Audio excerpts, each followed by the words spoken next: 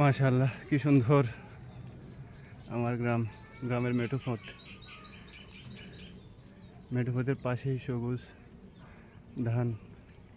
কয়েকদিন পর ইনশাআল্লাহ বাদামি আকার ধারণ করেই কৃষকের ঘরে গোলা ভরে যাবে ইনশাআল্লাহ।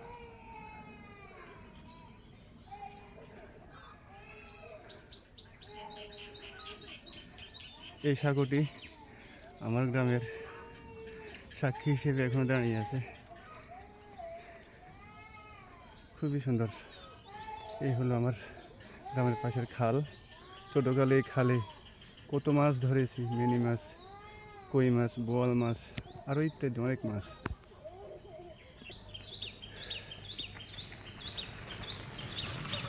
নির্মাণাধীন এই রাস্তাটি হলো কুমিল্লা জেলার মনোহরগঞ্জ উপজেলা থেকে নাটেরফেটুয়ার প্রধান সড়ক।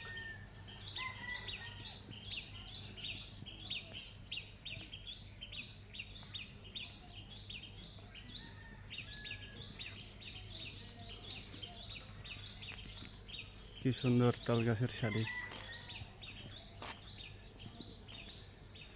পাশে খাল, পাশে মাঠ।